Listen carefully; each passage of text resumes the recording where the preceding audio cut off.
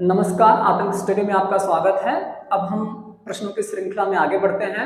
हम देखते हैं आगे के प्रश्नों को। अब तक हमने बहुत से प्रश्न कर चुके हैं हम लोग। अब हम बढ़ते हैं आगे। लिखा है कि सिंधु सभ्यता के घर किसके बने होते थे।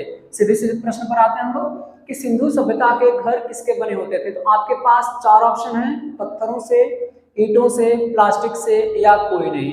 तो आपको पता होना चाहिए कि जब हम पढ़ रहे थे सिंधु घाटी सभ्यता यानी हड़प्पा सभ्यता जब हम पढ़ रहे थे तो हमें बताया गया था कि हम लोग पढ़ रहे थे कि हाँ, जो सिंधु घाटी सभ्यता के घर थे वो पक्की ईंटों से बने होते थे। तो ऑप्शन कौन सा सही है? ऑप्शन नंबर बी, कि सिंधु घाटी सभ्यता के घर वह पक्की ईंटों से बने हुआ करते थे।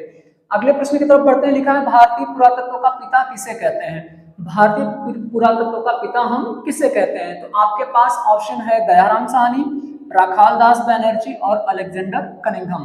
तो इसमें से जो ऑप्शन है हम खुद ढूंढ लेते हैं। सबसे पहले हम देखते हैं तो इसमें जो ऑप्शन सही है वो है अलेक्जेंडर कनिंघम का। ऑप्शन सी सही है, अलेक्जेंडर कनिंघम का, जिन्हें हम भारतीय पुरातत्व का पिता कहते हैं। यहाँ पर हम देखते हैं दयाराम साहनी। आपको पता होगा कि इन्होंने खोज की थी हड़प्पा नामक जगह की, हड़प्पा नामक जगह की, और हड़प्पा नामक जगह की खोज की थी उन्होंने 1921 ईस्वी में, दयाराम साहनी ने। अच्छा, राखाल दास बैनर्जी, आपको पता होगा इन्होंने खोज की थी मोहनजोदड़ो की, मोहनजोदड़ो की, और इसकी खोज हुई थी 1922 ईस्वी में। तो आपको यह स्पष्ट हो गया कि भारतीय पुरातत्व का पिता किसे कहते हैं। हम अलेक्जेंडर कनिंघम को हम कहते हैं। चलिए हम आगे के प्रश्न को देखते हैं कि स्वतंत्रता प्राप्ति के बाद सिंधु सभ्यता के अधिक स्थान कहाँ मिले। भाई यह जो खुदाई थी वह स्वतंत्रता प्राप्ति के पहले से भी चल रही थी। अब स्वतंत्रता प्राप्ति के बाद जो सबसे ज्यादा जगह मिले, जो सबसे ज्यादा स्थल मिले सिंधु घाटी सभ्यता के, वो कहाँ से मिले। हमारे पास जो ऑप्शन है वो है महाराष्ट्र, उत्तर प्रदेश, गुजरात और राजस्थान। इन चार ऑप्शन में से वो सही ऑप्शन है गुजरात। हम पढ़े हैं वो ऑप्शन सही है गुजरात। अच्छा, गुजरात में कौन कौन से शहर मिले लगभग, हम जैसे कि देख सकते हैं लोथल हुआ, इसके बाद धौलावीरा, धौलावीरा, रंगपुर, सुरकोटदा इत्यादि। मतलब ये कहां से मिले हैं? गुजरात राज्य से। आप यानी यह कहने का अर्थ यह है कि स्वतंत्रता प्राप्ति के बाद सिंधु घाटी सभ्यता के जो सर्वाधिक स्थल मिले ना, वो किस राज्य से मिले? वो गुजरात राज्य से मिले। अच्छा, महाराष्ट्र में कौन सा मिला हमें? दायमाबाद, दायमाबाद। अच्छा, दायमाबाद वह दक्षिण हिस्सा है हमारे सिंधु घाटी सभ्यता का, दक्षिणी छोर है, दक्षिणी छोर है। उत्तर प्रदेश में क्या मिला हमें? आलमगीरपुर, आलमगीरपुर यह पूर्वी हिस्सा है।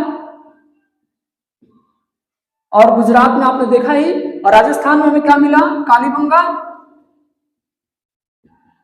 कालीबंगा। तो आप देख सकते हैं कि जो स्वतंत्रता प्राप्ति के बाद है सिंधु घाटी सभ्यता के अधिक स्थान कहां से मिले हमें? गुजरात से मिले। अब आते हैं हम अपने अगले प्रश्न की तरफ। सिंधु सभ्यता का एकमात्र स्टेडियम कहां प्राप्त हुआ। भाई सिंधु सभ्यता के लोगों का एक ऐसा साक्ष्य मिला कि हाँ, वो लोग क्रीड़ा में यानी खेल में भी रुचि रखते थे। तो वह स्थल कौन सा है? आपके पास चार ऑप्शन है, लोथल, धौलावीरा, कालीबंगा या इनमें से कोई नहीं। तो देखिए इसमें जो ऑप्शन सही है वह है धौलावीरा का। अच्छा, धौलावीरा किस लिए जाना जाता है? पहली चीज, यहाँ पर एकमात्र स्टेडियम ये कहाँ पड़ता है? लूनी नदी के किनारे। कहाँ पड़ता है? यह गुजरात में, गुजरात में पड़ता है। अच्छा, यहाँ पर एक चीज और हमें मिली थी, हम अगर ध्यान दें, स्टेडियम के अलावा यहाँ पर जल प्रबंधन की प्रणाली हमें मिली थी। जल प्रबंधन, एक उचित जल प्रबंधन यहाँ पर होता था। मतलब यह पता चलता था कि हाँ, उन लोगों का जो निकास था पानी का वो बहुत बेहतरीन था। कहाँ से मिलता है? यह साक्ष्य में धौलावीरा से मिलता है। लोथल हम एक बार पुनः देख लेते हैं, कहाँ पड़ता है? भोगवा नदी के किनारे। कहाँ पड़ता है? गुजरात में। और कालीबंगा, कालीबंगा कहाँ पड़ता है? घग्घर नदी के किनारे, घग्घर नदी के किनारे, घग्घर नदी। और कहां पड़ता है यह? राजस्थान में। तो आप देख सकते हैं इन प्रश्नों को। बढ़ते हैं आगे के प्रश्नों की तरफ। लिखा है संध्याकालीन समाज कितने वर्गों में विभक्त था। जैसे कि आजकल हम तमाम धर्मों में विभक्त हैं, विभाजित हैं। धर्मों के अंदर हम जातियों में विभाजित हैं। जैसे कि आजकल हिंदू धर्म, मुस्लिम धर्म, सिख धर्म, ईसाई धर्म, जैन धर्म, बौद्ध धर्म है, उसके अंदर भी कई जातियां हैं, उपजातियां हैं। तो इस तरह से जो संध्याकालीन समाज था, यानी जो सिंधु घाटी सभ्यता के लोग थे, यानी हड़प्पा सभ्यता के जो लोग थे, वो कितने वर्गों में विभक्त थे? तो आपके पास ऑप्शन है 2, 4, 3 या 5। तो यहाँ पे जो ऑप्शन है वह सही है 4, क्योंकि हमने आपको क्लास में बताया था कि जो संध्याकालीन समाज था वह 4 वर्गों में विभक्त था। पहला वर्ग जो आता है उसे हम विद्वान वर्ग कहते हैं, विद्वान वर्ग कहते हैं। दूसरा आता है योद्धा वर्ग, तीसरा आता है हमारा व्यापारी वर्ग, और चौथा हमारा आता है सामान्य किसान या मजदूर वर्ग, सामान्य किसान या मजदूर वर्ग। यानी अब आपको यह पता चल गया होगा कि जो हमारा संध्याकालीन समाज था, जो हमारा हड़प्पा सभ्यता के लोग जो लोग थे, उनका जो समाज था वो 4 वर्गों में विभक्त था: विद्वान वर्ग, योद्धा वर्ग, व्यापारी वर्ग और सामान्य किसान एवं मजदूर वर्ग। बढ़ते हैं हम अगले प्रश्न की तरफ कि संध्याकालीन संस्कृति का जो शासन था संभवतः किस वर्ग के पास था? मतलब कौन सा जो वर्ग है वह कौन सा वर्ग है जो शासन करता था, मतलब जिनका कमांड था, जिनकी पकड़ थी पूरे उस समाज के ऊपर, जिनके ऊपर पूरा समाज चलता था, जिनके कहने पर चलता था। देखिए हम यहाँ आपको बताना चाहेंगे, बस हम पढ़े भी हैं कि विद्वान वर्ग के ऊपर नहीं था, यानी यह बिल्कुल नहीं था, योद्धा वर्ग के ऊपर भी नहीं था, और सामान्य किसान एवं मजदूर वर्ग के पास भी नहीं था।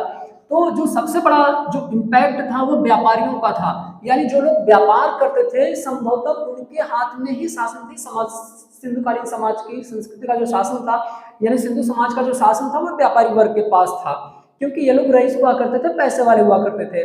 हम आगे बढ़ते हैं, टेराकोटा किसे कहते हैं? बहुत ही इंपॉर्टेंट प्रश्न आता है, यह भी इंपॉर्टेंट है, यह भी इंपॉर्टेंट है, प्रश्न सब इंपॉर्टेंट है। अगर आप पढ़ लेंगे तो आपके सारे प्रश्न महत्वपूर्ण है और वह आपके परीक्षा में आते हैं। टेराकोटा किसे कहते हैं? टेराकोटा हम कहते हैं, आपके पास 4 ऑप्शन, 3 ऑप्शन है, 4 ऑप्शन है: आग में पकी मिट्टी, पत्थर, लकड़ी या कोई नहीं।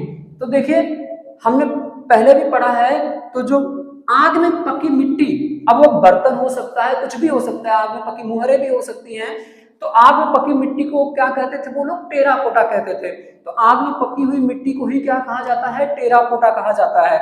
हम आते हैं अगले प्रश्न की तरफ कि हड़प्पा सभ्यता के लोग धरती को क्या मानकर पूजते थे? हड़प्पा सभ्यता के लोग धरती को क्या मानकर पूजते थे? जैसे कि आज हम पूजा करते हैं ना अपने खेतों की, जो हमारी हिंदू कल्चर है, जो मतलब जो हमारी भारतीय संस्कृति है, नॉट हिंदू कल्चर, भारतीय संस्कृति है, भारतीय संस्कृति के मुताबिक हम लोग आज भी अपने जमीन की पूजा करते हैं, जहां पर अपनी खेती करते हैं, अपने खेतों की पूजा करते हैं, वृक्षों की पूजा करते हैं। तो आपके पास 4 ऑप्शन है: धन की देवी मानकर, उर्वरता की देवी मानकर, ज्ञान की देवी मानकर या कोई नहीं। तो आपको पता होना चाहिए कि अच्छा हमें क्या होता है, पैदावार होती है ना, उर्वरता, तो वो लोग किसको मानते थे? हड़प्पा सभ्यता के लोग उर्वरता की देवी मानकर ही इस पृथ्वी की पूजा करते थे, यानी धरती की पूजा करते थे। तो अब तक हमने बहुत से महत्वपूर्ण प्रश्नों को देखा है, और आज के लिए बस इतना ही। आगे के प्रश्नों के लिए हम अगले वीडियो में मिलेंगे।